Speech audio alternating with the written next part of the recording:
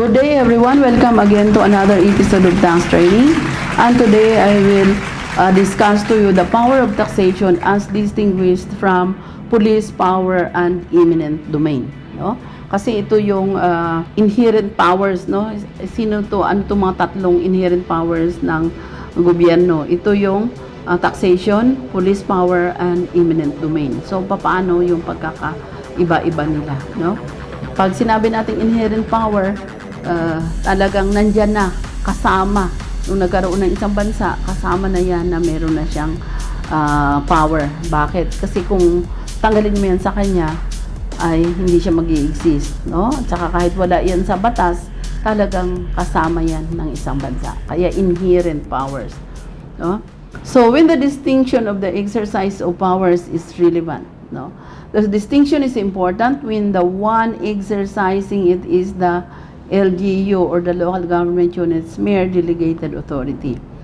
Since Congress has the power to exercise the state inherent powers of police power, eminent domain, and taxation, the distinction between police power and the power to tax, which could be significant if the exercising authority were mere political subdivisions, since delegation by it to such political subdivisions of one power does not necessarily include the others, would not be of any moment when Congress itself exercised the power, no?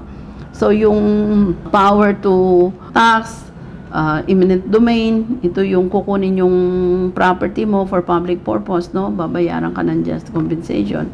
Ano naman itong police power, ito yung regulatory power ng state na pwede niyang i-restrain, pwede niyang ipastop, i-regulate anumang bagay for the welfare of the people, no? So, ano yung pagkakaiba nitong mga powers na to? So, authority, who exercises the power?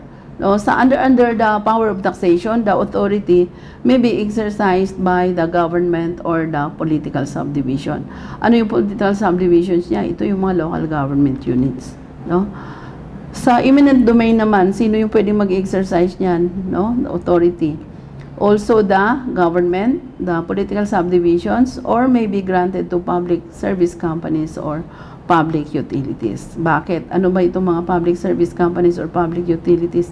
Ito yung sinasabi natin na mga entities with public interest, no? Kasi nagbibigay sila ng benepisyo or ng serbisyo sa mga tao.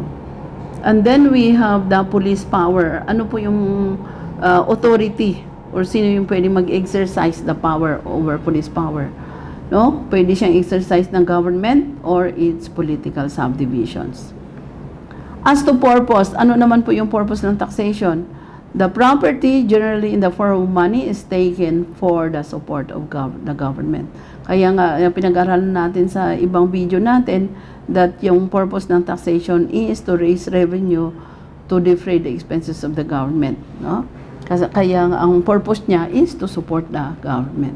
Eminent domain, ano po yung purpose? Power to take private property for public use.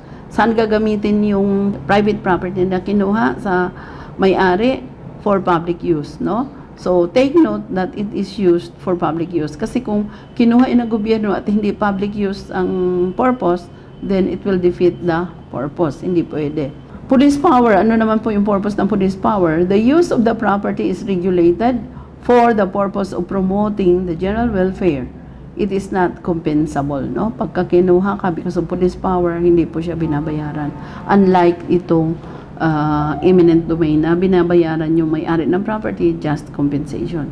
Sa police power, pwedeng hindi. Sometimes dinidistract pa yung properties mo, especially kung nakakasama po siya sa public, kagaya ng mga illegal drugs, no? Who are the persons affected? For the taxation, it operates upon a community or a class of individuals. For eminent domain, it is an individual as the owner of the particular property. Doon lang po siya na-affect. So, sino naman yung persons affected ng police power? The community or a class of individuals. Effect. Ano yung effect ng taxation? The money contributed becomes part of the public funds. Eminent domain, ano po yung effect? There is a transfer of the right to property transfer of the right to properties, o nasaan na yung right to property, nasa gobyerno na, no? So, police power, anong effect naman? There is no transfer of title. At most, there is restraint on the injurious use of property, no? Riniregulate lang niya, regulated.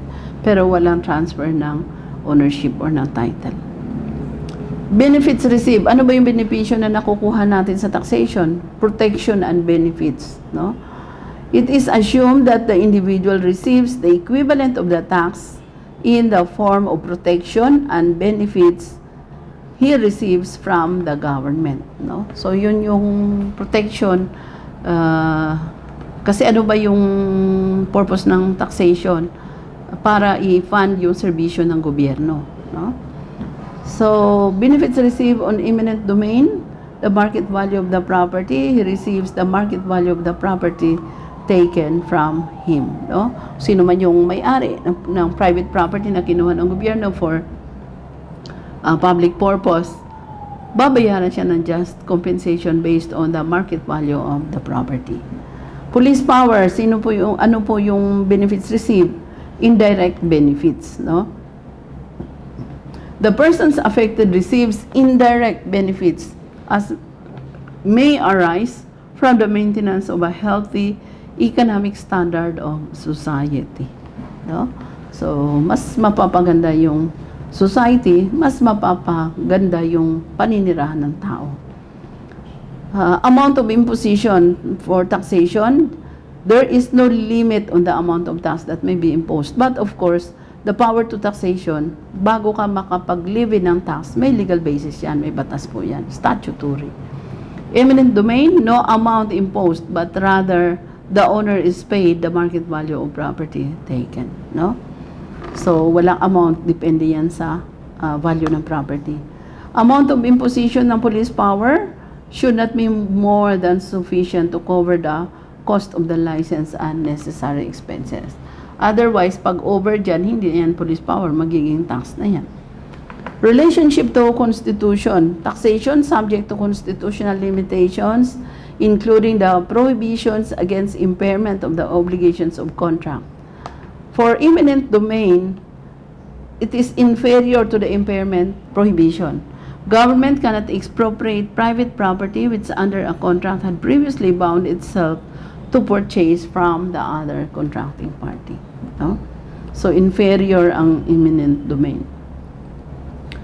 Police power, relatively free from constitutional limitations, and it's superior to the impairment of contract provision, no?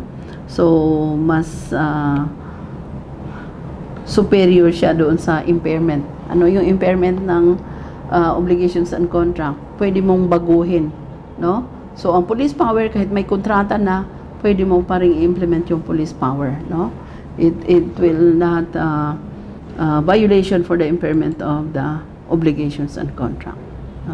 So the power of taxation distinguished from police power and eminent domain. So with that, I would like to say thank you for discussion that we have today. So thank you very much, and the purpose of our tax training is for you to have a better compliance. Thank you very much and have a good day.